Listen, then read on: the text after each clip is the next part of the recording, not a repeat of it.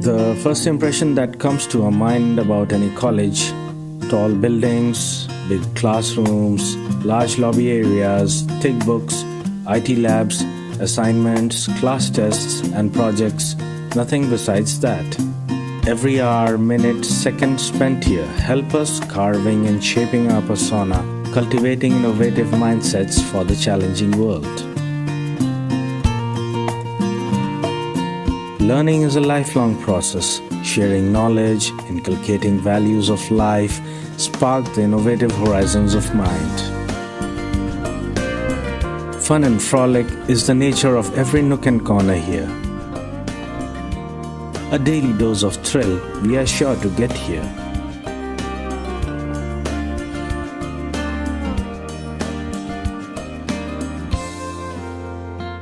Welcome everybody to this webinar which we have organized to commemorate International Women's Day, which is a joint venture of IAMCR Gen Section and DME Media School.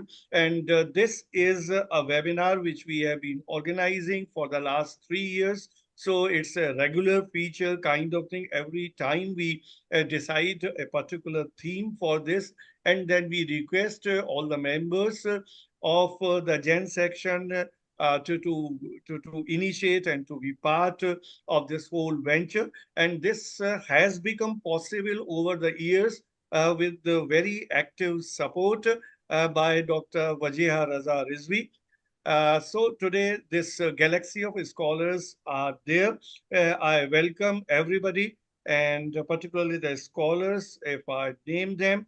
We have Christina Pulido Rodriguez, Miriam Rahali, Selda Ganesh, Lina Faye Simoe, and then we have Dr. Safa Osman, Dr. Naveed Ahmed, Dr. Beatriz Villarezo, and then we have with us Dr. Faiza Rafiq, Dr.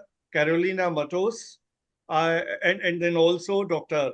Mariam Shakila and Kirti Sehrawat. So everybody has joined from different parts of the globe. And I know we all understand that everybody is in different time zones. Somewhere, because we are starting at 8 p.m. in as per Indian time. Some are before it, some are after it, but I'm grateful that everybody has made it to this webinar. I welcome everybody once again, and without taking further time, I will request Dr. Wajiha Raza Rizvi, who is very active in organizing this webinar, who is the co-chair of the Gen section. So I will request her to please take it forward. Hi, thank you very much, Dr. Amrish Saxena. We are grateful that Gender and Communication section of International Association of Media and Communication Research has worked with you consistently over past few years to organize this webinar. I would like to invite my co-chair, Dr. Carolina Matos, to say some words and welcome the guests on behalf of the section. Please do. Thank you. Thank you very much, Wajiha, for that introduction. I would like to first thank you, Wajiha and Professor Ambrish, for organizing such an engaging and inspiring event.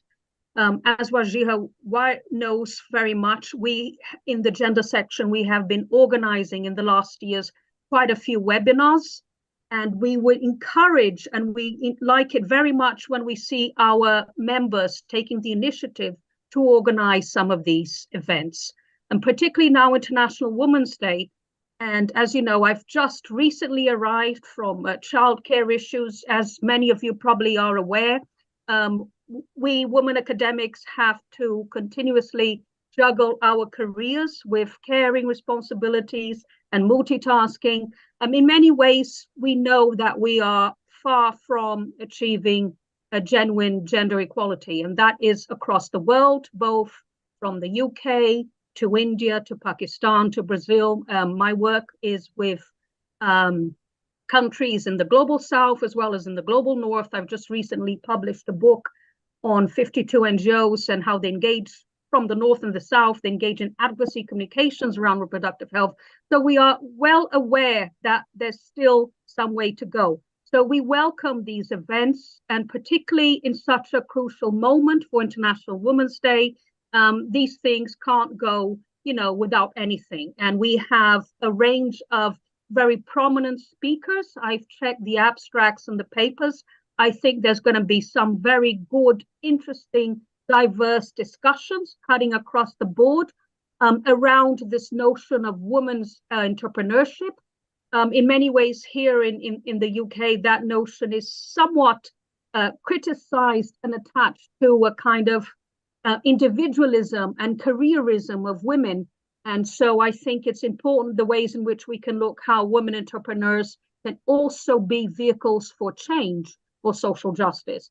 And so we have papers from journalism, from different perspectives, and we as hosts, co-chairs of the gender and media section, we welcome those discussions and we encourage them. So I'd just like to say just a few words on that, and to encourage also further requests for webinars. We are always open to that, as well as a final point, the newsletter that we organize.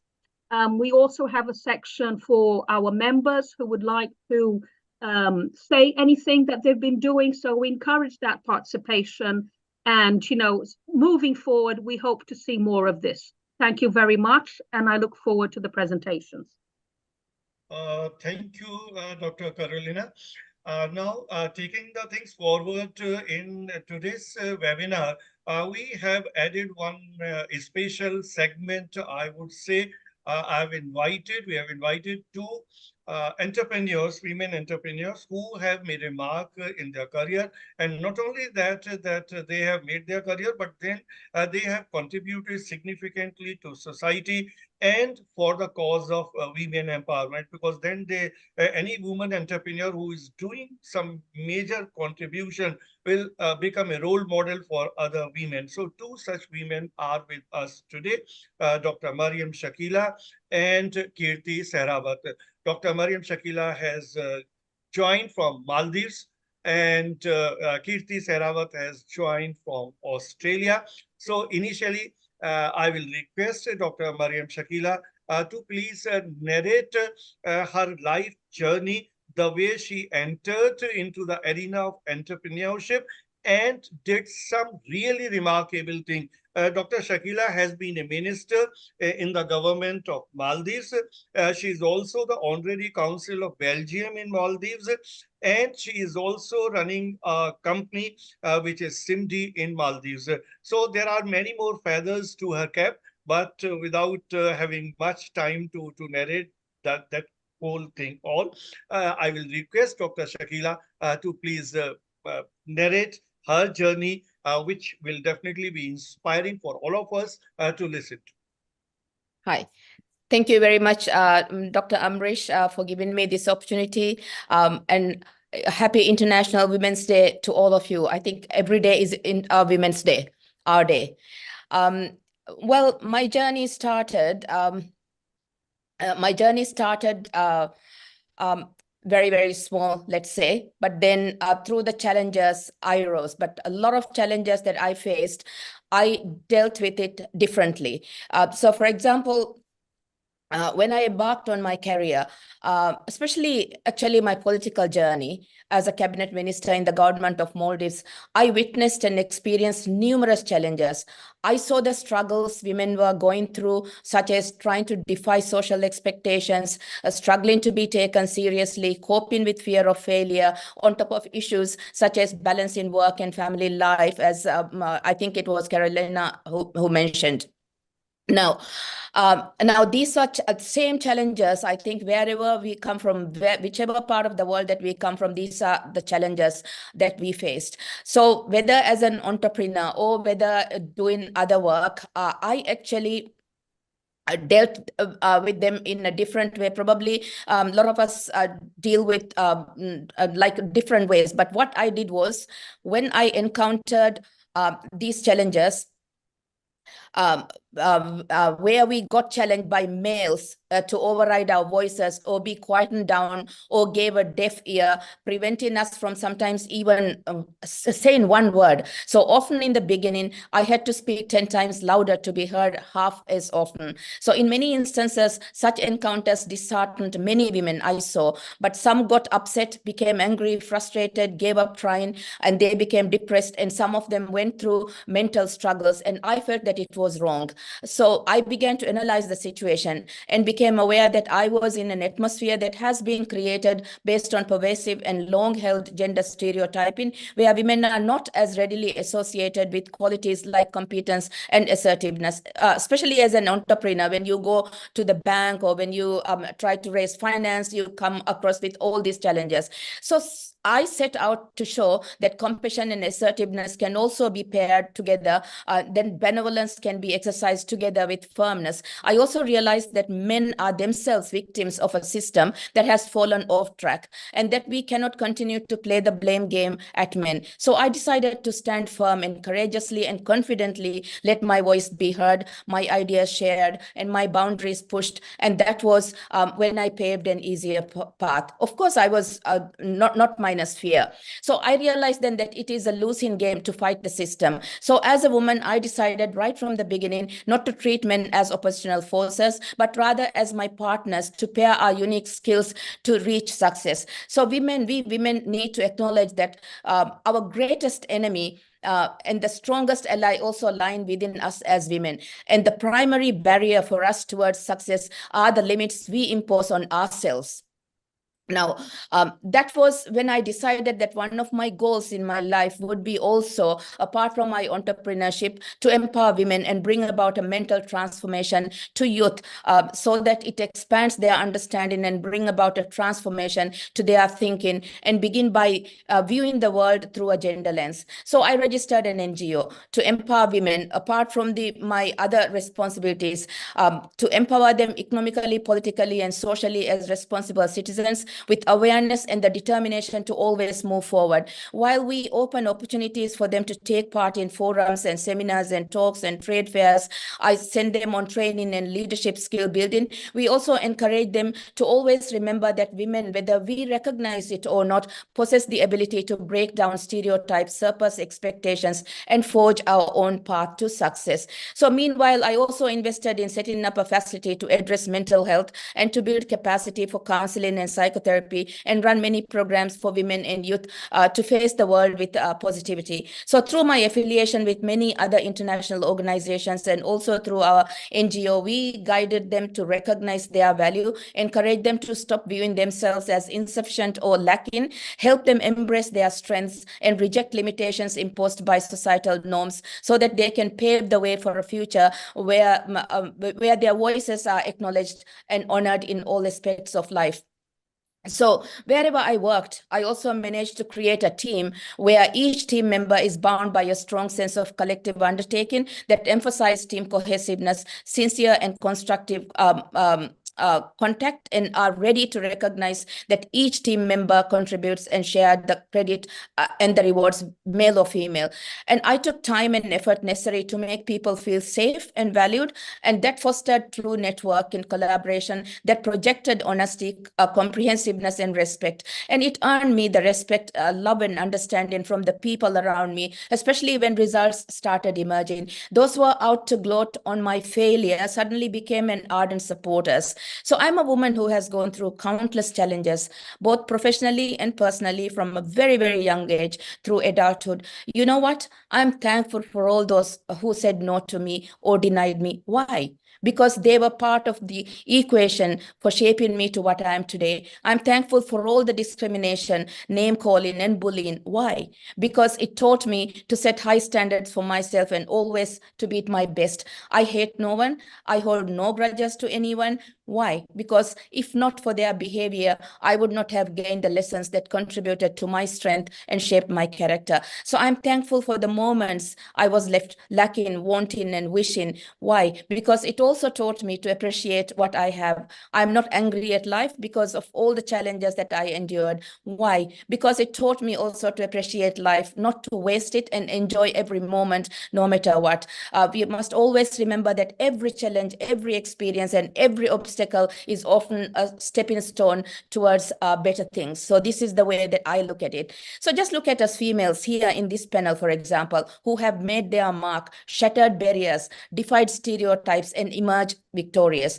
What is the secret to their success, our success? One of the most important secrets is the fact that you did not focus on life's limitations and imperfections, and showed unparalleled courage and resilience, and refused to be defied by societal expectations. So I believe success knows no gender, and that true leadership transcends traditional norms. So women, all of us women here, in the world, everywhere, should turn all setbacks into opportunities for growth and learning, and should never allow fear of failure to deter them from their path. Leadership is not about conforming to predefined roles, but about charting new territories with confidence and determination. Within each of us lies a woman who is screaming to get out, who is screaming to be out there. So we must always remember and accept the fact that we may fall many times, and our fall does not make us a failure. I fell many times.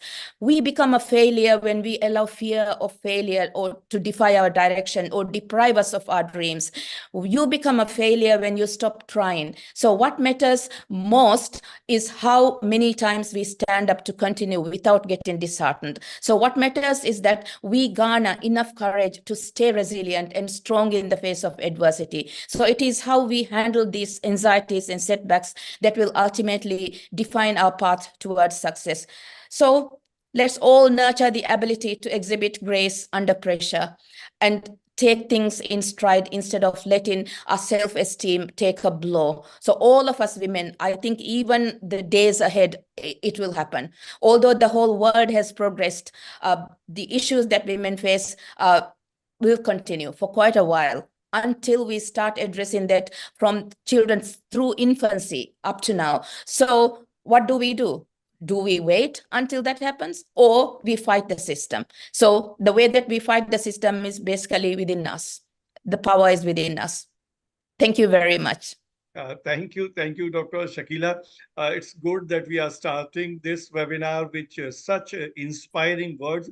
I have been associated with Dr. Shakila for the last few years, and I have seen she is a real fighter, and she has been fighting with anything that is coming in her way, and then she continues whatever she wants to do. So, which is really, really amazing and inspiring for everybody. Now, moving forward, I will request Kirti Sehrawat to take the session from here and narrate her story to us.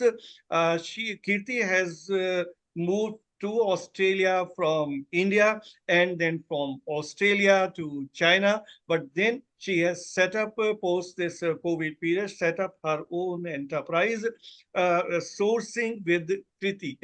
Sourcing with Kirti. She has come out also with a publication and also her own website, and she is really doing well, taking up new challenges, but then she has moved forward in her endeavor. So we would like to listen to your story, Kirti. Good evening, everyone.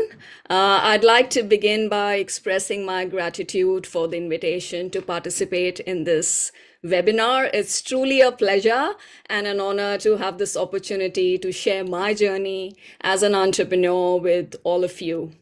I'll just share my screen. My name is Kirti Sehrawat, and I'm the founder and director of Sourcing with Kirti. From being a corporate mom to, establishing and growing my own online business over the course of 3 years, my journey has been nothing short of an adventure. It wasn't a decision that, I made overnight. I was driven by a very strong desire to, leave my corporate career behind and achieve a better work-life balance.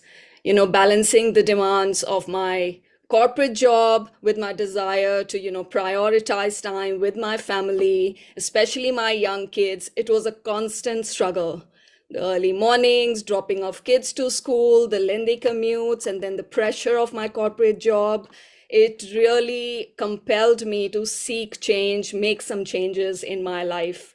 And I finally took the leap into entrepreneurship, even though I had very little savings and I had to, solely rely on credit to start my business. I finally founded Sourcing with Kirti in 2021 and started out as a product sourcing consultant.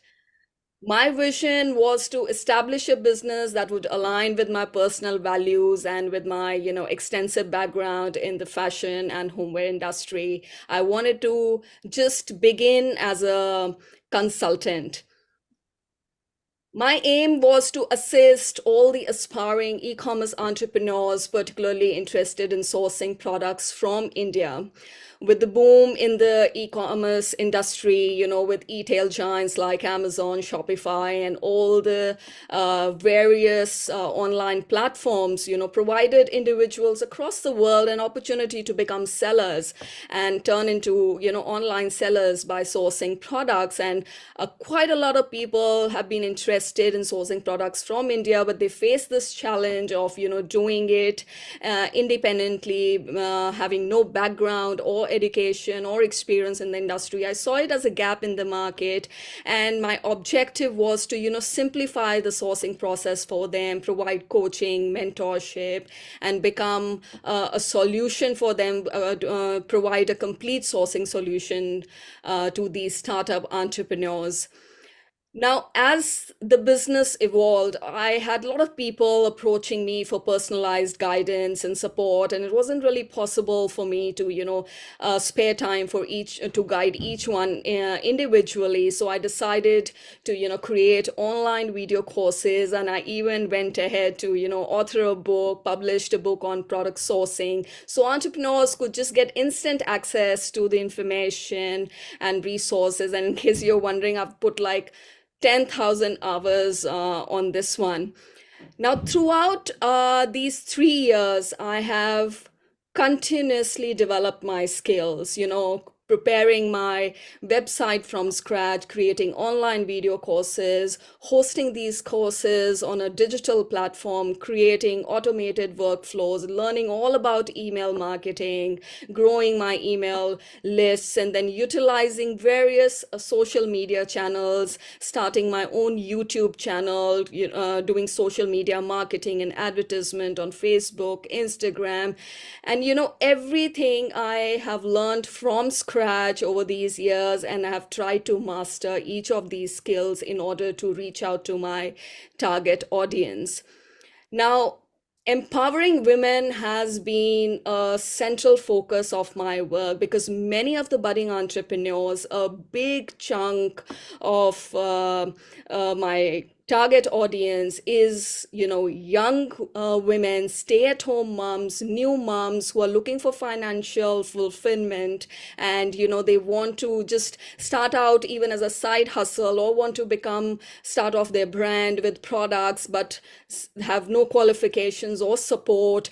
So it has been very immensely satisfying for me to be helping in supporting their dreams and being part of their journey. I have also been deeply passionate about making a social impact by promoting handmade products from disadvantaged communities, particularly in the rural areas of India, with sustainable handmade handcrafted products in vogue, and they are hugely produced by women in India. And by connecting these artisans to the clients worldwide, I have played a big role in their financial empowerment. Every single day, I interact with clients and I try to promote all these artisanal, products and try to connect them with NGOs who work in producing in all these handcrafted products and provide employment opportunities to all these women in the rural areas. Now, my road to entrepreneurship, this whole transition from the corporate role to building my own company while pursuing work-life balance hasn't been all sunshine and roses. I've had my fair share of challenges. There were financial constraints, there were uncertainties. I had little kids, I have a 2-year-old son, but I have been very, very resilient and persistent throughout. I was really committed to growth. I continuously worked at mastering diverse skills, worked on self-improvement, embraced new technologies, learned new things from scratch, and identified the gap in the market, seized the opportunity to assist as many people as possible in this whole community of entrepreneurs, especially women, globally, providing them the guidance and support that they needed. And it's immensely gratifying to be able to make a social impact as well in the artisanal Indian community. And today I'm really grateful that I've been able to, I now have clients worldwide. I have a lot of students enrolled in my courses. I have work-life balance. It allows me to spend more time with my family. I have personal, financial freedom this entrepreneurship has granted me. And so this is pretty much my story. And thank you for allowing me to share my story. I hope someone will find it inspirational, aspiring entrepreneurs out there to take the leap, follow their dreams, and try to turn their visions into reality. Thank you very much. Thank you, Kirti Sehrawat, for making such a nice presentation, impressive presentation, wherein you are able to connect to whatever you are doing to the women on the ground. And it really makes a difference in the life of the women all across the globe. Now, moving forward, I will request Dr. Wajia Raza Rizvi to please take it forward so that other scholars can also make their presentations. Dr. Wajia. Thank you very much. Thank you very much, Dr. Ambrish. As suggested earlier, we have invited Dr. Carolina Matos to take care of the invites. So I guess she has the program, and I would like to announce it while she's with us. Yeah. We have our next presenter, Cristina Polido Rodriguez. Yes. Department of Journalism and Communications, Autonomous University of Barcelona. Yes, as our thank next you. presenter. Yes.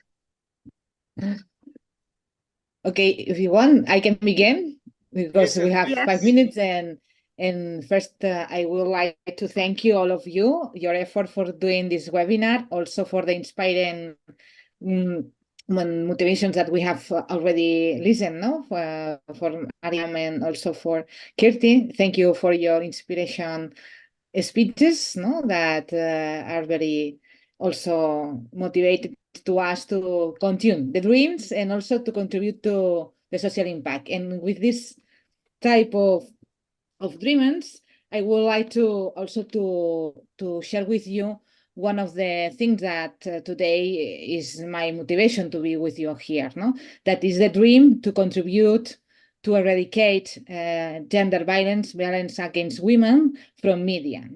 And for this reason, if you have time to check it, the abstract, I will present you in 5 minutes, okay? Like, as you told us, this concept, and after that, if someone is interested to know more, we can be in contact. Also, you will see in my presentation some code in order to link if you want some contributions, okay? Then I will share now my screen. Just a second, please.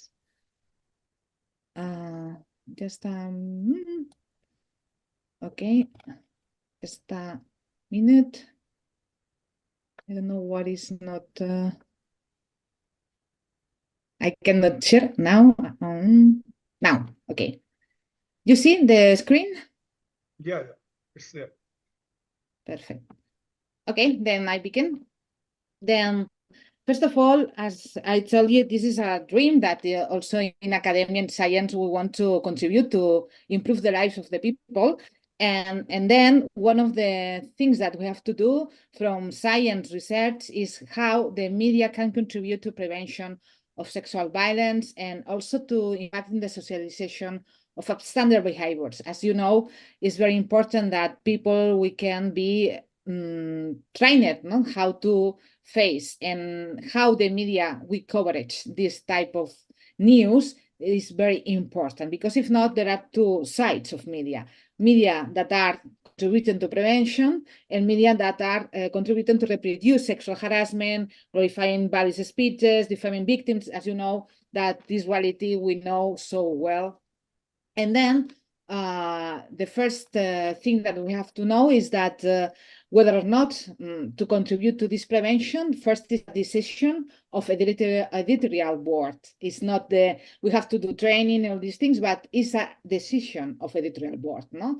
And then it's very important to know this, because for us is a key point. And the second point is very important, is that the news coverage has to include scientific evidence and not hoaxes or opinions, no? As you know, for us, it's very important in the health to have the scientific evidence for doing treatments in gender violence. Also, we have to include in our news coverage what are these scientific evidence that already are contributing to overcome gender violence. And for this reason, one of the concepts that I want to share with you is this concept that you can also to link in this slide. And you can see that for us, no, we have defined this, and I see this reference from two of the prominent scholars of gender violence, the top two international scholars in gender violence in Google Scholar, that is this concept of successful journalistic practice in prevention of gender violence, no? What are these practices? This practice has to first achieve social impact of their products that could be from different formats, but also that when they do their work, you know that people when read, see, consume this documentary or this news, have conversations with people that promotes the overcoming of gender violence. No, the main searches are scientific evidence of social impact of gender violence, also to include the voices of survivors. As you know, many times survivors are silenced from media, or they are, with prejudice, stereotypes, and all these things. It's important to include the voices of survivors in an equal manner, and also be supportive with them. And also we have to apply international ethical standards, the dialogic approach, that journalists have to be dialogic with the people that interview, not to be, in a distance, because with these topics are very important to be there. And also we have to elaborate this type of journalist narrative in an attractive way. Two examples in order to share in these 2 less minutes. And one is published in Feminist Media Studies, that is this article, Voices Against Silence, a case study of the social impact journalism, and is based on the social impact of this documentary, Voices Against Silence, that obtained a Golden Globe in the World Media Festival, that contributes to break the silence in universities and in other spaces in Spain. I mean, the impact, we analyze the impact of this documentary in the public sphere, and we analyze 3 indicators that are from scientific evidence, the voices of victims, the overcoming revictimization, and also overcoming second-order sexual harassment. That we see when we see, we did social media analytics, but also we include some interviews. People say that after seeing the documentary, they break the silence, they create networks, they go further to end the violence. And the other ones, example, the one I want to share with you is the other publication that is to analyze when omits or includes scientific evidence in publications, Science and Battles about child sexual abuse.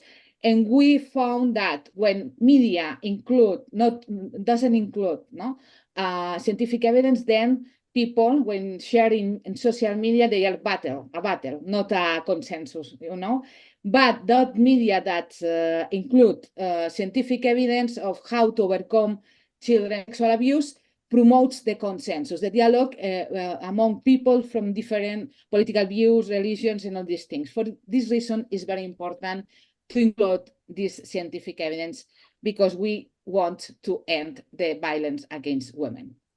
Thank you all. Thank you very much for that very inspiring, engaging presentation. I saw someone had their hand up, but Dr. Ambrish, the questions are for the end, correct? Yeah, questions will be at the end. Okay, so we need to move on to our next presenter, Dr. Miriam Harali, LSE Department of Media and Communications. Hi, everyone. Many thanks to the DME Media School and to the IAMCR Gender and Communication section for organizing this event and inviting me to take part. I'm now going to share my screen. So it's a pleasure to be here, and in honor of International Women's Day, I'll be presenting the Smart Cookie, the entrepreneurial recipe for female empowerment. This day of celebration offers an opportune moment for reflection on women's empowerment and emancipation, specifically through entrepreneurship. I'm currently conducting empirical research in the United States, which has allowed me to understand a bit more deeply how contemporary feminism has come to be authorized by a very specific political economic context. In previous work, I have argued that values such as economic success, new market growth, and self-entrepreneurship are essential to the conceptualization of the current iteration of feminism. As such, the construction of the empowered woman cannot be analyzed in isolation. Rather, it needs to be, first and foremost, understood as co-constitutive of capitalistic values and divisions of labor. Ideas, practices, and ways of living don't become taken up and popularized, normalized, if you will, overnight. It takes time. Social conditioning is a process that often begins long before we give it its critical due. We're here to examine empowerment, and I want to shift gears and look at empowerment as it intersects with entrepreneurialism through the lens of the girl. As Dr. Shakila mentioned, it's important to start early. This presentation is motivated by the question that asks, what's at stake when girls reify the type of power deemed valuable in neoliberal economies? Using the Girl Scouts of Orange County as a case study, I will now look at how entrepreneurial discourses are widely circulated while paying critical attention to the way cultural sensibilities are being registered and produced. The social construction of girlhood has material effects, thereby warranting an exploration of the ways it is represented. The Girl Scouts organization was selected as a case study because not only is it a pivotal part of women's history, but it also has an international family. Furthermore, the Girl Scout Cookie program is the largest girl-led business in the world, which provides, I think, a pertinent example for a webinar that's thematically focused on entrepreneurship and empowerment. As I started my analysis of Girl Scouts, the flagship cookie program and its multiplicity of methods commanded immediate attention. As you can see from the screenshot, learning to run a business, the Scouts learn anything and everything from cookie planning, creating their site page, setting sales targets and group goals, to marketing their products and interacting with customers, which very clearly illuminates the way young girls are co-opted into the capitalist imperatives, kind of that Dr. Matos had been talking about and critiquing before, of the neoliberal industries, and then interpolated as entrepreneurial actors. My analysis of empirical data suggests that a Scout's construction is done in order to fit within new and emerging neoliberal economic and social arrangements that valorize characteristics of independence, self-actualization, and empowerment, which is probably why cookie sales have been taken up each year, every year, for the past 100 years, with minimal scrutiny of the structure and social undergirding. The intense focus on individualism and responsibility is both a precise alignment with the American ethos and way of life, and also one of the defining characteristics of neoliberal feminism. New this year is the digital cookie site. As we know, and as previous presenter Mrs. Sarawat knows very well, one of the most important parts of running a business in the digital age is the website.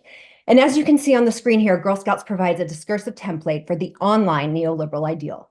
In creating an online sales persona, the Scout does not simply capitalize on identity construction, but circumscribes and shapes participation and identity.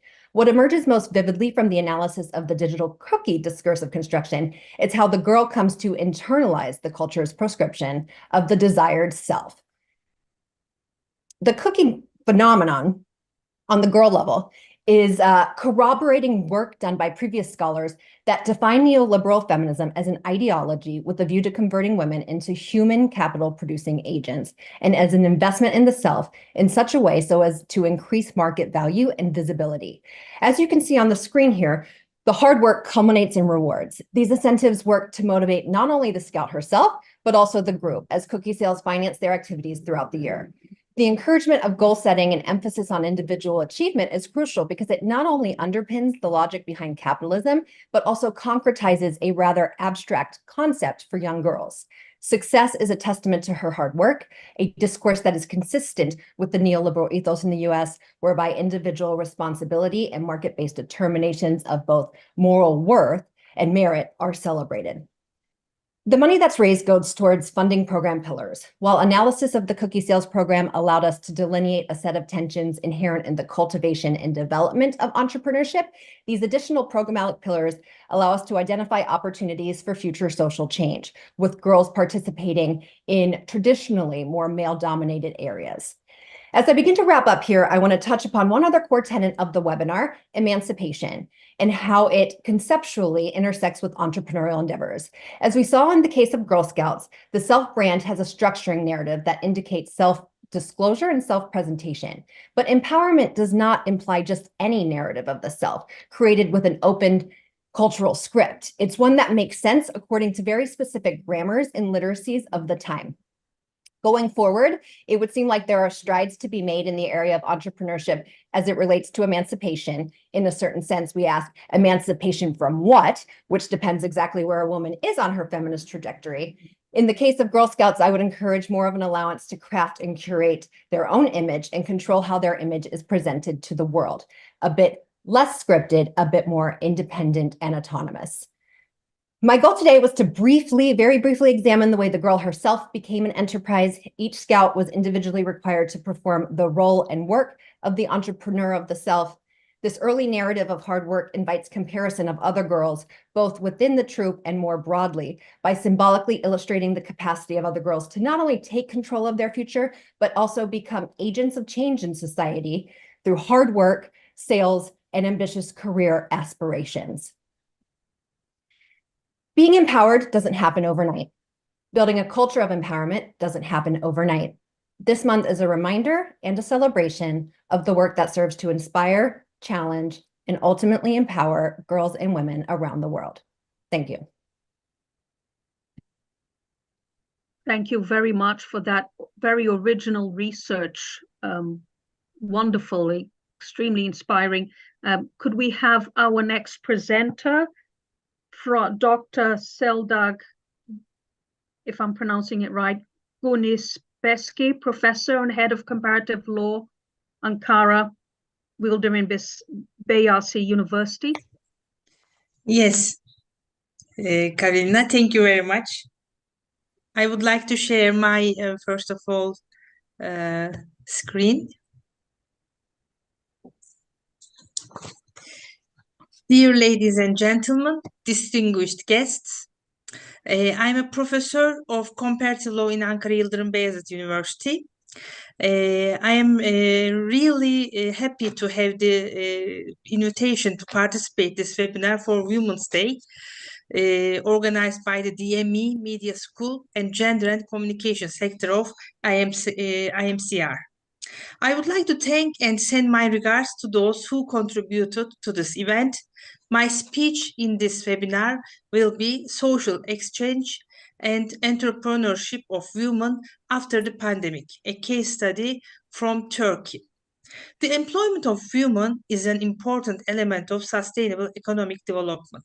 Today, many national and international regulations are enforced to encourage women and strengthen their position in the economic and social life.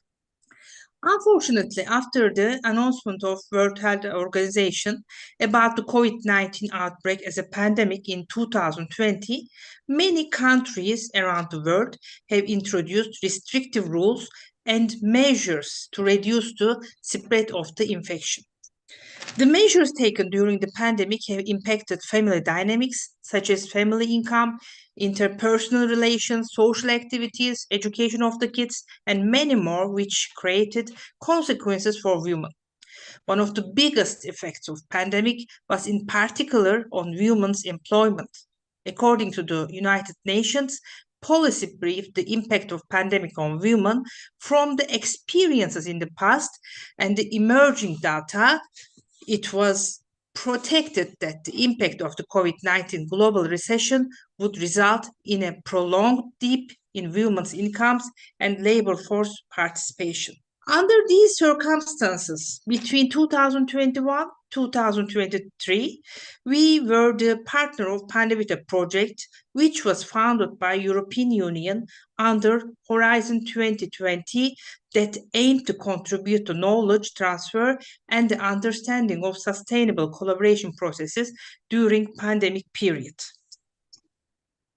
At the end of the project, we organized a focus group event in Ankara to analyze the effect of pandemic on women and to find out possible solutions which could be a guide for the public and private institutions based on the experience of the participants who were women in leading roles and were active in different sectors, including the representatives of International Labour Organization and UN Women. During the meeting, health, women's employment, family life, and various social problems that women had the most difficulties during the pandemic period were discussed. In addition, as the activities and the experiences of the participants in that period were so amazing and inspiring, we prepared a policy brief for European Commission to support women's employment and strengthen their social status in the society. The participants agreed that during the pandemic period, the social situation and work responsibilities of women have become even more severe and fragile. Their workload increased at home and at work. As a result of the lockdowns, there has been an increase in cases of violence with the inability to leave the houses. At the same time, staying at home damaged their physical and mental health.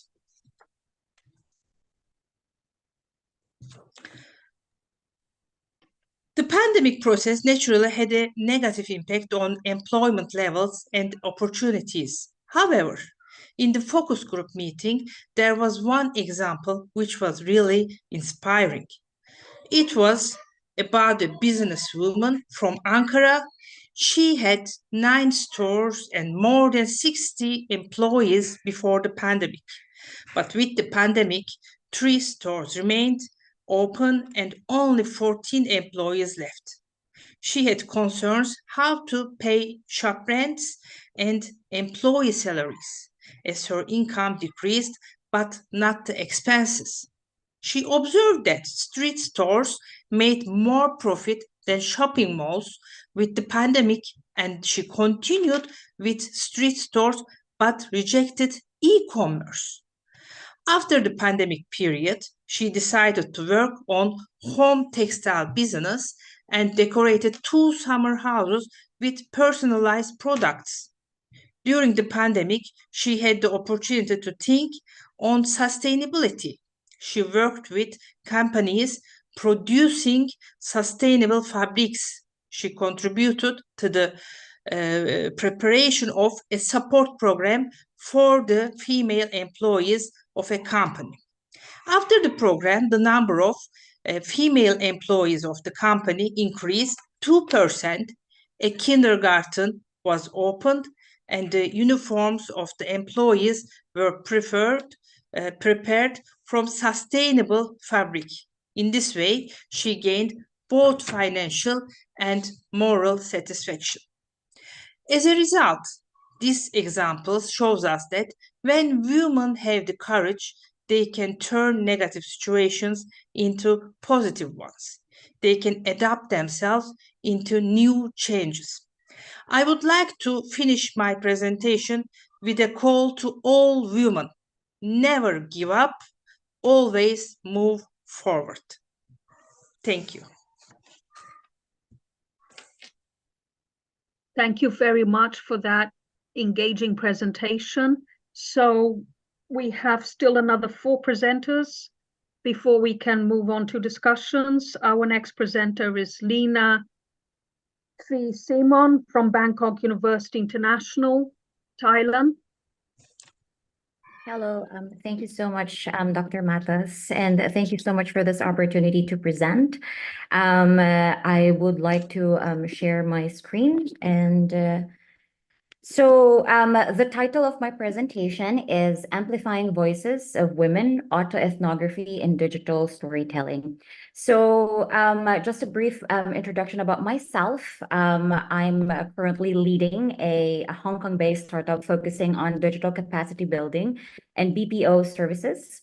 And I'm also serving as an editor with a US-based peer-reviewed digital magazine called The Autoethnographer. So as a background to the presentation today, it's about a development of the workshop that I have done for last year for a webinar and mentorship program attended by university students. And it was called Her Story Leads, Amplifying Women's Voices Through Digital Storytelling. So it was aligned with the theme of United Nations for International Women's Day last year. So the target participants of that workshop that I have built were women and gender equity allies from developing countries, primarily attended by students from Philippines and Thailand. But we have opened it to several students as well and located in other countries. And this is the list of participant locations of that program. And their background, they were chosen particularly for their degree programs that they are taking. We saw that these are potential degree programs that could be interested in doing digital storytelling. So these are the different fields, sectors who eventually registered in the webinar and the program itself.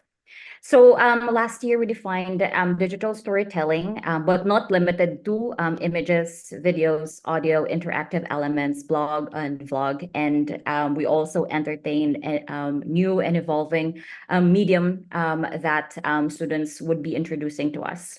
So for the exploration that I did, the method of exploration is autoethnography. For the theoretical lens in developing this workshop was a feminist standpoint theory. And for the analytical framework, it was We Do's Ikigai.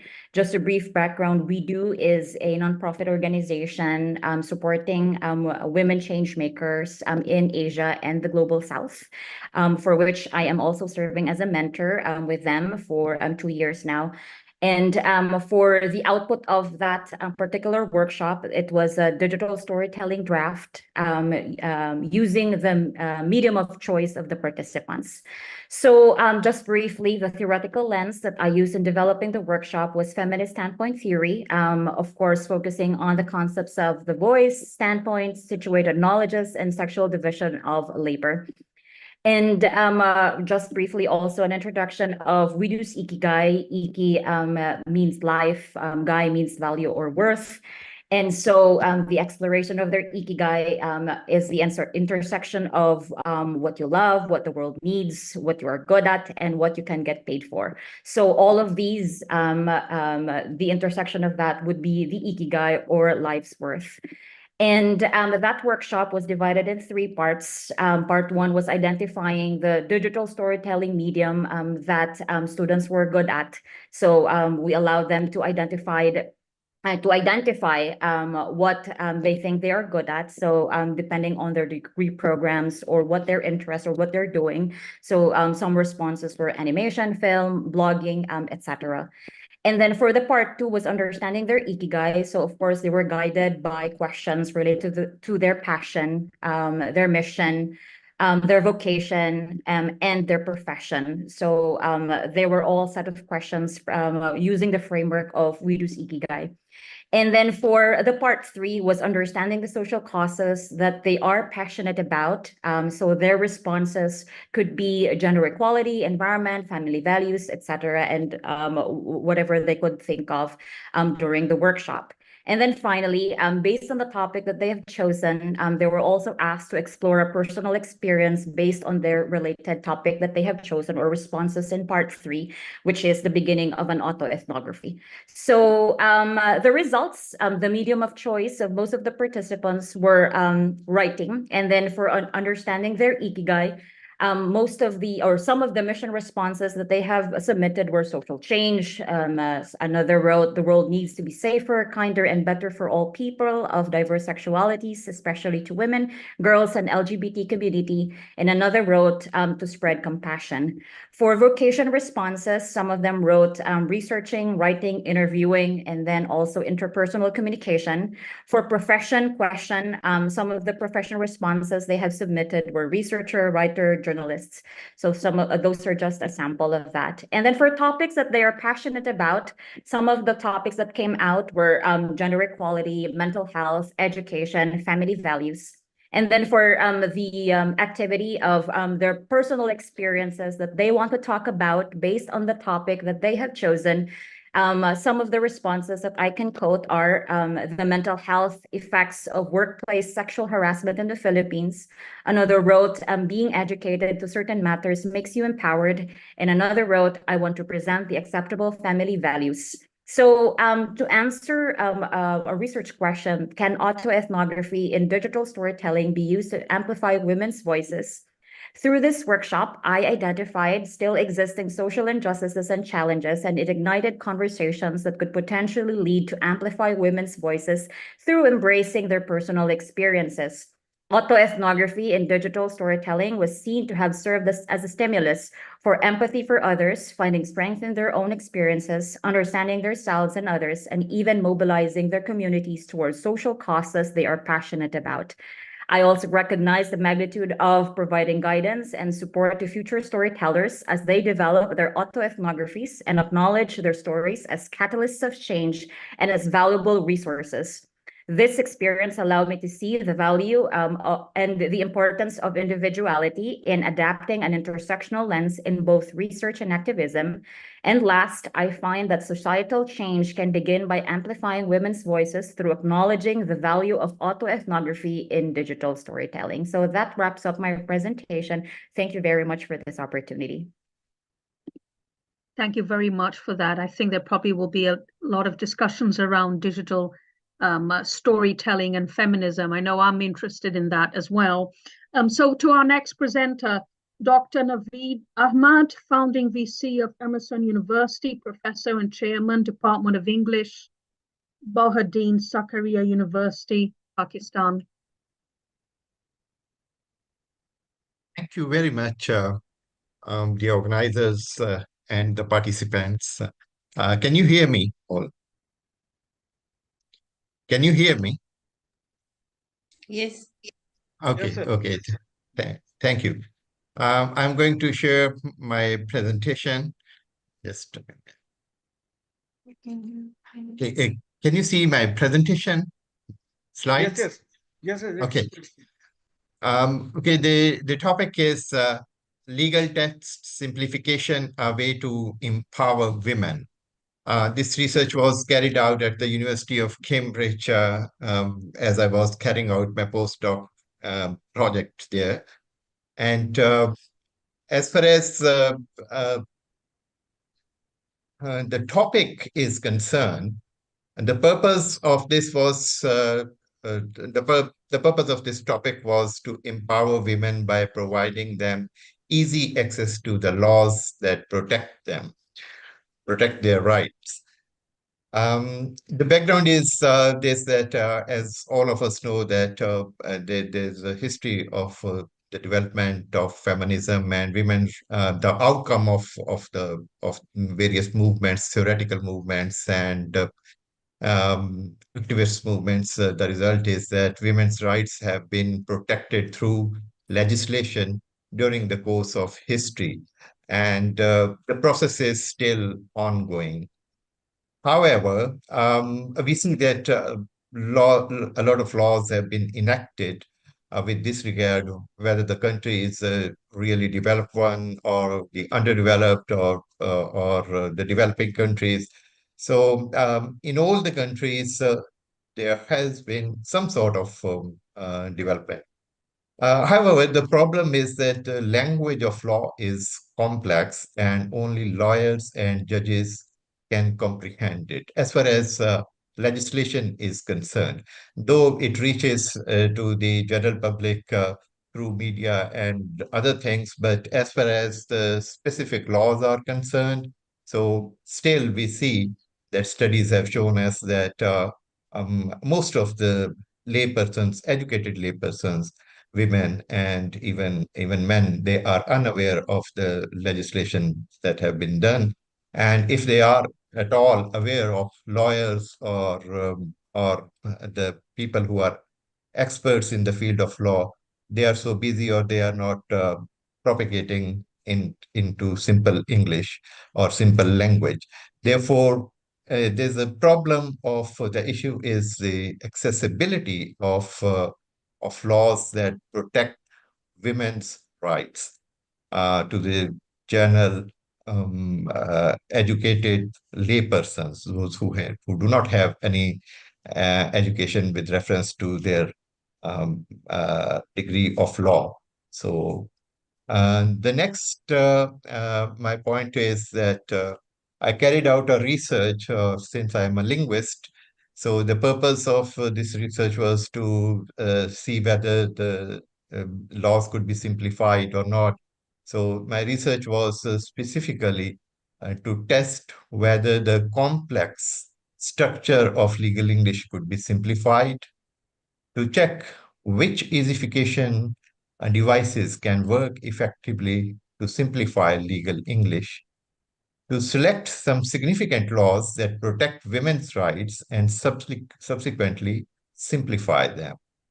And then after simplifying them, to experiment those laws on various subjects.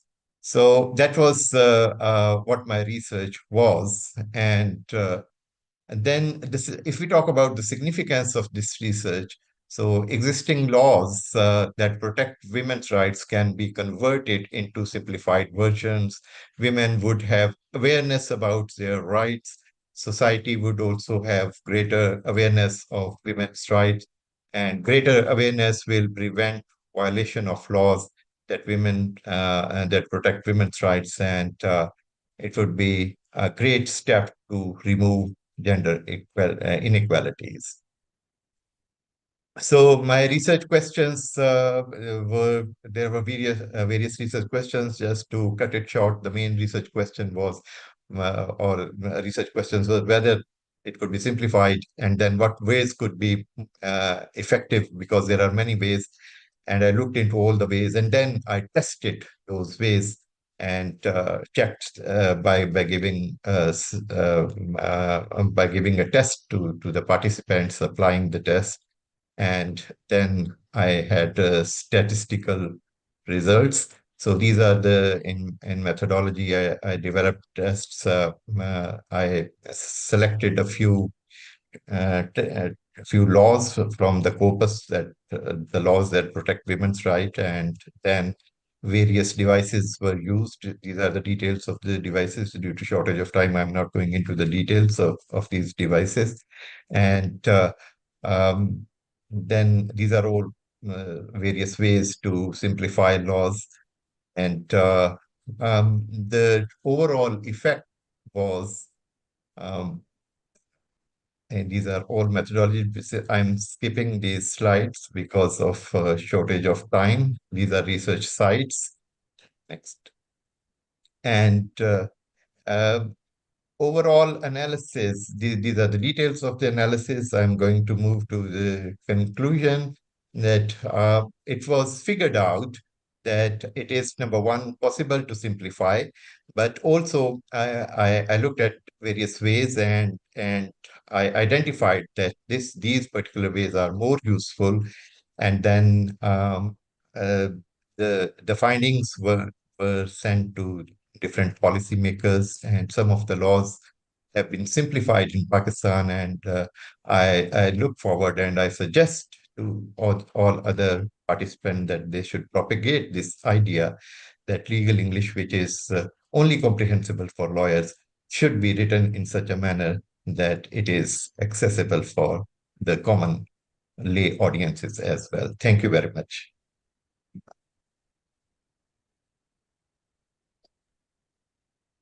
Thank you very much for that. Our next presenter is Dr. Beatriz Vilarejo Abalido, Maria Zambrano Postdoctoral Fellow from Journalism Communication Science, Faculty Communication Science, University Autonomous Barcelona. Thank you very much, Carolina. Good afternoon, everyone. I want to talk about gender and journalists using scientific evidence in gender news coverage. And now, so let's get started. Journalists' public responsibility has always been to lead change, especially in explaining and simplifying complex scientific terminology and concepts. And the gender issues in the media have been extensively studied over time. As current research indicates, there is still a need to improve journalist practice to contribute to gender equality rather than violence against women. However, there is still a lack of analysis on the use scientific evidence in gender reporting. With regards to journalism and science articles appear mainly in science sections and in specialized magazines and science programs on radio and television. This situation highlights the lack of journalistic practice in the application of science and social science in particular. Thus, the application of current science in storytelling would advance and improve the quality of the profession. In relation to the application of scientific evidence in gender coverage, the results of the research found that the journalist practice contribute to overcoming sexual harassment and improve the audience trust in journalists. And now let's focus on this. I will focus on two pieces of research that we have done. The first one is about comparative analysis of 3 online newspapers, and the second one entitled The Scientific Evidence on Gender in Journalistic Practice in the UK. In the first research, we focused on comparing the use of scientific source in journalistic articles on gender and health in mainstream newspapers such as The Guardian, The New York Times, and El País. The aim was to find out to that extent gender articles use scientific source in the journalist narrative. When we go to see the articles related to health, the results are as follows. The turquoise and blue columns are the ones that have applied scientific evidence. We can see that they are higher than the red ones, which are the ones that don't apply scientific evidence. On the other hand, in the case of gender articles analyzed, you see that the columns are reversed. The red columns are higher than the indigo or purple columns. So we see that the articles that talk about gender apply less scientific evidence in general. And when we focus on scientific evidence about gender, the results is ever false. None of the 3 journals is about 5% of the sample analysis. In the light of about the results, we wanted to look more closely at the use scientific evidence in UK journalist coverage, the broadcast content of the BBC News and 10 and the BBC News Weekend last was analyzed. During all the broadcasts, 8 news stories about gender measured. An analysis of height BBC News or article stories analysis reveals that only 12.5% of them include data on scientific evidence on gender. So in conclusion, many journalist article analyses addressing gender after lack the incorporation of scientific evidence, unlike articles on health issues where such evidence is more commonly applied. This highlights a notable gap in the intersection of science and journalism within the gender discourse. Universities play a crucial role in addressing this gap by training journalists to integrate scientific evidence and, in a sense, fostering a dialogue between the realms of science and journalism is imperative, emphasizing the need for evidence-based reporting in gender coverage. This collaboration, this collaborative approach ensures a more comprehensive and nuanced understanding of gender issues in the media landscape. And thank you very much.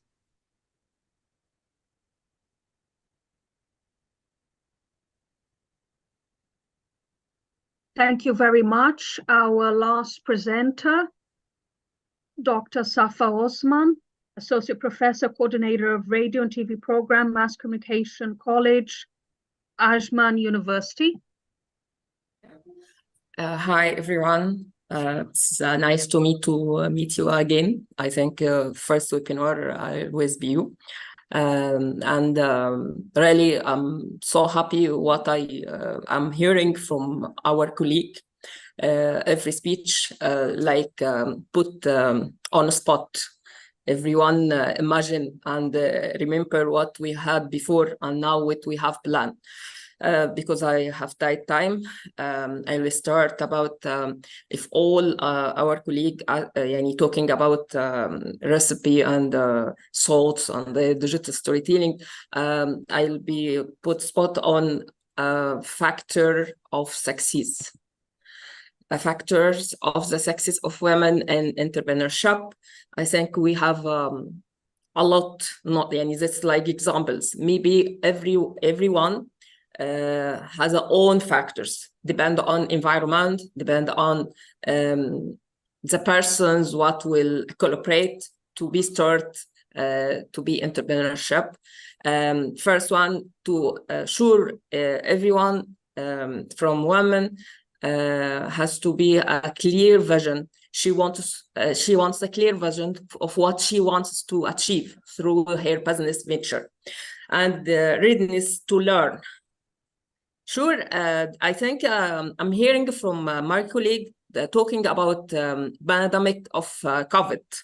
Well, I think this crisis for every person, not only for every woman, explore themselves. What can I do during this crisis? So many projects and many startups start during this crisis, but after this crisis, I think not one of them, not one will stop because already start, because now she has a project, she has a vision, she has a skills need to be obvious. So to go forward, to continue to develop skills and knowledge through continuous learning and talking advantage and educationally opportunities, and she is thinking outside of the box to seek a new project, a new step, how to continue. Sure, all this, even by default, it means we have a strategic plan. The ability to develop strategic plans for growth and sustainable business. If I need to start project, I think I need to success. So I need to have a plan to continue to make improvement after a long time. Other sexes, I think we can talking about communication skills. Many of us, we have a target, we have a goal. I hope to achieve like this, but can I express? I talk a lot in specific points about my project. So we need to go to communication skills, the ability effectively communicate with customers, with partners, with responsible, and the team members. How can talk and discuss? I think this talent need talk and hear from others. Leadership and team management is a strong point. A lot of us, we have managers, but not leaders. I think we need to improve these skills to women, how to be leader, to talk, obvious, direct, and hear from others, to gain many experience from the team. Analysis and decision-making, ability to analyze data. Sure, if I need to start project, I need to know all information about the market. I need to start competitive partners, stakeholders, all this for me, this data. Other sexes, if I need to start a new project, sure, I need to have ability to adapt changes in business market. I need to put in my mind the market, it change, depend on the environment, depend on the current events. Be ready for this chance, and I have alternatives. Social responsibility is the most one of the sexes of women entrepreneurship. Social responsibility is a commitment, business ethics, and contribute to marketing positive impacts on society. I need to go something, I think a lot of us talking about opportunities and challenge. And we start with a challenge. And for me, I start with challenge. The challenges for this, for women during the rule of entrepreneurship, maybe financing. Sure, I need money to start, but who will give me money? Maybe government, banking, investors, but this more difficult, how to convince them. I need money to fund my project, and sure project will be success during short time, because if need to take money, sure after short time to feedback again. Another thing, balancing between personal and professional life. No one, when you start work, at least for us, between university and between personal life, we need to make balance. We need to be success in my life, personal life, and I need also success in practical life or professional life. This one of challenge. Who's helped me to success two lives? I think family will be supporter to give me time to make successful in professional life and personal life. Gender bias. Women may face gender bias in certain industries when interacting with partners or clients. Maybe stereotypes with this internship before, especially for male or men. But now, previous years, short years, during crisis, I think most of the entrepreneurs started during COVID from the women. If we make like quick view to social media or projects online on social media, most of them from women. So I think the digital media, when this starts, some people start for joy, but during a crisis, social media now is a big partner to how to succeed. At the end, because I know I haven't enough time, I think all of us, we need to take decision. Don't be FOMO person. FOMO person, it don't like fear of missing out. Please be JOMO person. JOMO person, joy of missing out. If I'm missing something, be joy, be enjoy. Because even something not achieved like what I dream, sure, the next step, if I insist to happen, I'll be do it and enjoy missing out. Thank you. Thank you very much for those presentations. As we're aware, we have around 20-30 minutes for questions. I would first like to pass to the organizers, Ambrish and Wajiha, should they would like to say a few things before we move on to questions, please raise your hand, or there was someone in the beginning that wanted to say something. I will request Dr. Wajiha to facilitate if any of the scholars want to raise any point, to make any point, or whatever has been spoken by all the esteemed scholars. If any one of you listening to some other's point, if there is something to raise or there is something to respond, so that can be done. Dr. Wajiha, please facilitate this session. We can reserve 5 minutes for this. Dr. Ambrish Saxena and Dr. Carolina Matos, thank you very much for, as mentioned before, I was traveling, for 17 hours. And I especially requested Dr. Carolina Matos. She is a very senior specialist in this area. And I guess all of us are media and communication and gender specialists. And I'm very grateful that all the presenters were present and they have discussed very versatile topics relating to women issues and gender issues, etc. So I would just request that I would invite all the participants to raise their hands and ask questions. And I guess Dr. Saxena can take care of the question answer session, and Dr. Matos, while she's around, she can conclude as well. Thank you so much. Yeah. Yeah, so the participants, I mean, all the people in the audience, the students and the teachers who are there, if you want to ask a question, please raise your hand and ask.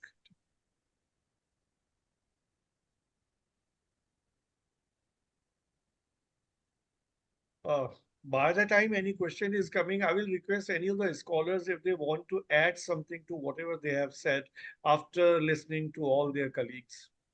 And I guess that scholars can also ask questions and create discussion around this topic, because I think topics were numerous and they covered not only entrepreneurship, but also many legal issues.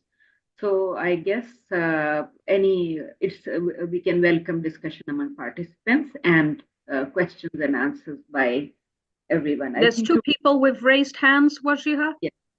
Yes. Okay, so Dr. Ambrish, please, and Dr. Matos.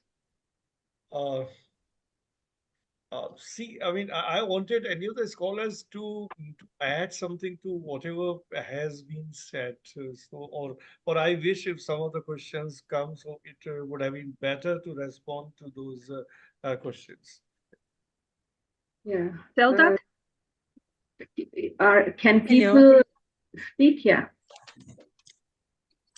I would like to thank all the presenters, really inspiring and interesting topics.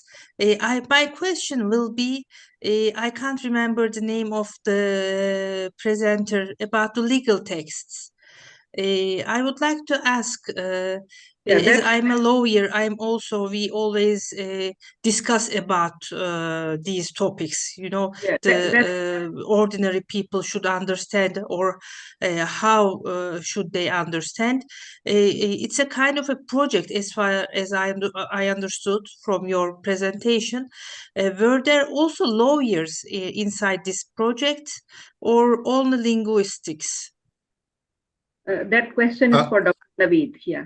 Yes, it's a good question. In fact, I was carrying out this project with another linguist at the University of Cambridge, uh, and he was my supervisor as well there during postdoc research. But we were taking on board many lawyers and law professors and judges as well, because, for example, we were to select. First, we were to see the corpus that contained laws that protect women's rights in Pakistan. And first, for that we needed help from lawyers and law community, and then we were to decide which laws were to be taken for experiment, and then again, for the matter of content, clarity in content, and the construct of the tool and everything, they were all on board. So in that sense, the answer is this, that yes, it was a sort of collaborative work. Linguists as well as people belonging to the profession of law. Thank you very much. Yeah, I think if I want to add something to this, because I'm also a master's in law and I understand law in substantially. I mean, if you look into the legal scenario and the judicial spectrum in India and Pakistan, it's almost the same. The major problem is that the clients, the people who are fighting in the court, who are into litigations, they hardly understand as to what has been written in the legal language, whether it's a submitting of an affidavit or whether it's an order given by a judge. So making that easy to the people, to the common people who are not well versed with the legal system, or who are not that way educated, or who are not having that kind of means wherein they can understand as to what kind of orders are being made by the judiciary. So there is definitely a need to make it all easy to all common people, and definitely to women, because women otherwise, whenever litigation is there, always men are in the forefront, women are behind. So if women understand this, so definitely they can also contribute something to this. I am not sure as to what is the scenario in the developed world. So if any of the participant from the developed world, if they can add something to this. Dr. Ambrish, I just wanted to add, I am inviting with you all our participants to add on your question. I just wanted to add, I guess Dr. Naveed at that time also was in touch with Women Council, for example, because in Pakistan, we have this body that is, I believe, a government body, and the government appoints chairperson of Women Council as well. So I guess that was another body that was helping him in providing him some data, by providing him some data to work on when he was working on this project. So sorry, I think that's all from my side, and I look forward to more responses.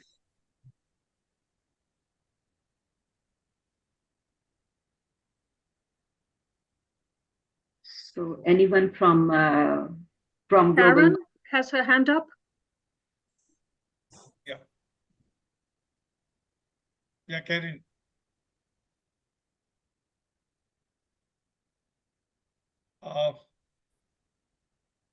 Yeah, please ask your question. Even if if your video is not on, even then you can ask the question. Just put your audio on. Okay, now can you hear me? Yeah, we can hear. Okay, thank you. Thank you very much.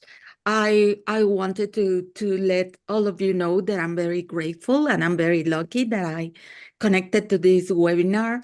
I am, very much impressed by all the presentations, particularly proud, if I may say, of my colleagues from Barcelona, whom I'm always, glad that every time I listen to this type of presentations, we always learn something. And I also wanted to point out the importance that there is, the with all these developments, technological developments, and especially related to law, as you were just saying, with the AI improvements that the technology is bringing, there's also the danger of more unprotected sectors of the citizenship, like in this case, of course, children and women, always women. And that is something that is causing a lot of concern. But so far, what we have is a lot of concern and few practical solutions or remedies to this. So it would be interesting to find out more and try to research more in this aspect of the new technologies that are coming and how can we be advanced technologically, but also protected in the part that we most cherish, which are the families, our own dignities, and so on. I also wanted to thank Mariam Shakila because I was very much moved and positively impressed by her opening this course. Of course, we all identify with her, and all of you were just great. Thank you very much for these presentations. Zelda was also fantastic, trying to put into the scene this initiative that they carry out in Turkey. So I'm very glad, very pleased, and very grateful with you, with Wajiha, for the organization of this wonderful seminar, and also with Carolina Matos, very much admired, and a friend of my colleague, Patricia Núñez at Complutense University. Thank you. Thank you. Thank you, Karen. Dr. Wajiha, would you like to make some concluding remarks before we move towards the end of the program? Dr. Ambrish, thank you so much. And I guess that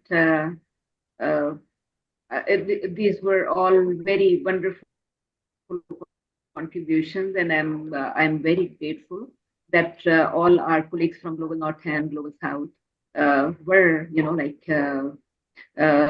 were available to contribute in this session today. And I'm very grateful because I think we came across so many different perspectives, and this is just wonderful. So I would just request Dr. Carolina Matos to say whatever if there are no more questions, I would like to invite her to give a conclusive kind of, comment on today's presentation. And yeah, so we just move on from there. Thank you. Okay, thank you very much for that. I thank you, Karen, for that wonderful summary of the webinar and for pointing out so eloquently, the strength of the presentations and the work that everyone has been doing here. And I concur with that. I think the presentations have been very impressive. And because we organized this, I would like to talk less and would like to give you the opportunity to interact. I would like to maybe bring, you were talking about your colleagues from Spain. Perhaps we could bring them into the conversation about gender violence and media coverage. Bia, would you like to say a few words, even to respond to Karen, and maybe talk a bit more about where you are at the stage with your work and the future of that? I'm very interested, as you know, as a former journalist, also in these research on gender and journalism. So perhaps some of our presenters would like to instigate a bit more of the conversation.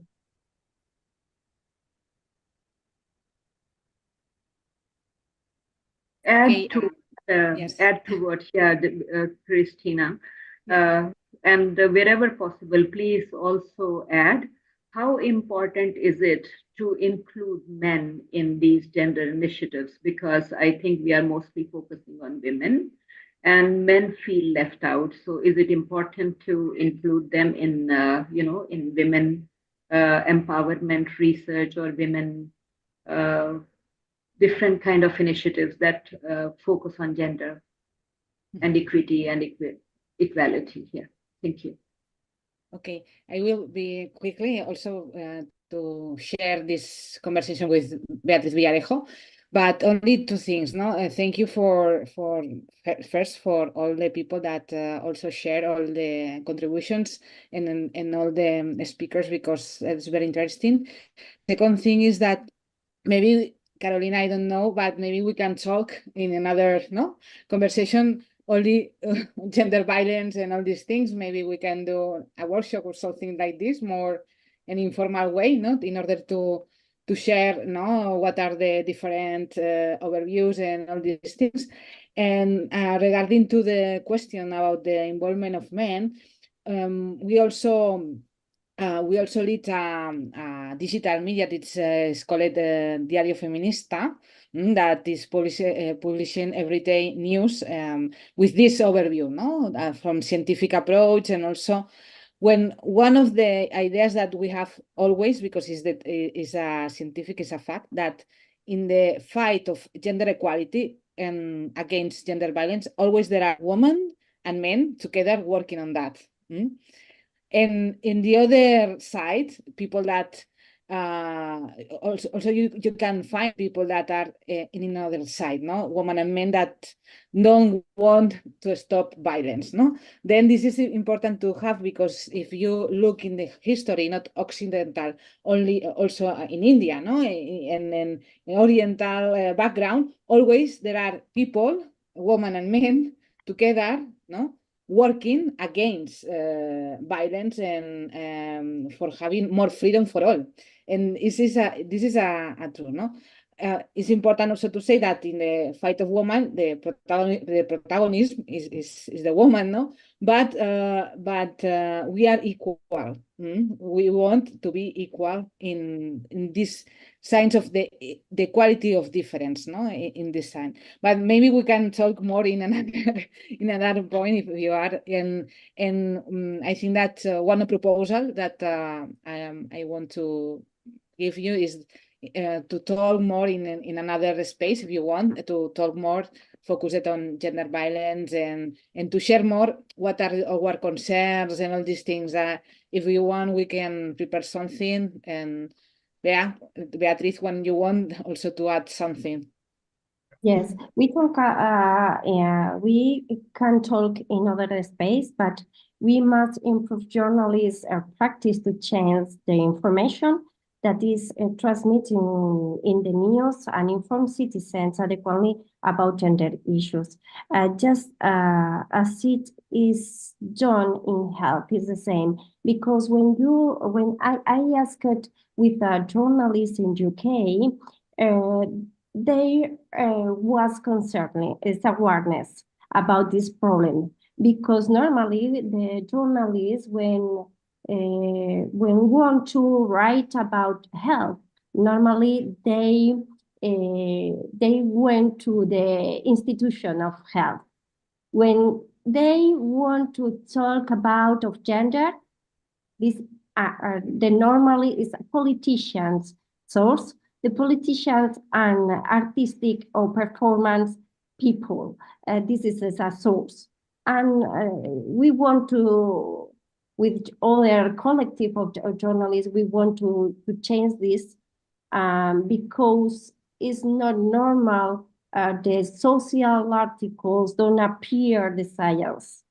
It's not normal, but this is and only with the aim of change, the quality of journalists is included.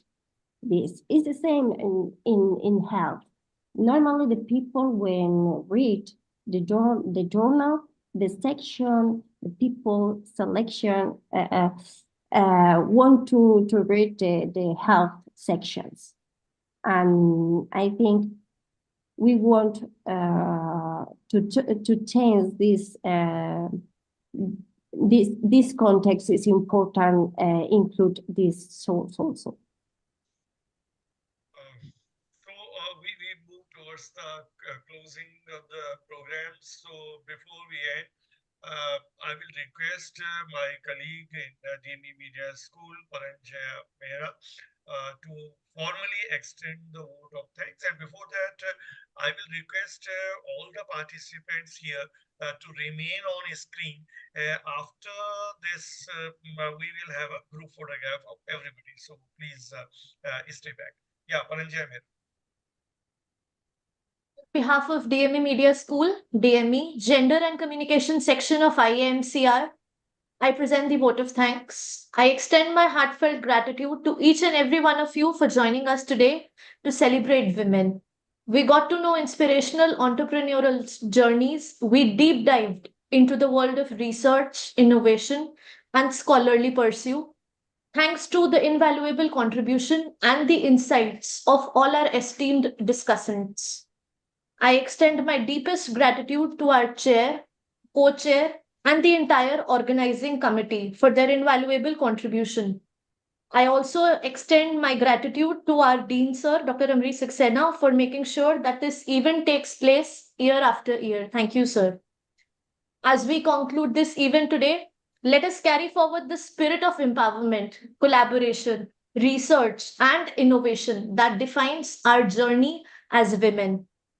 And as the journey goes on, let us also remember that strength comes not from the absence of struggle, but from having the courage to face it head on. On that note, I would like to sign off for this event. Thank you so much. Thank you so much, everyone. Thank you. Bye. Bye.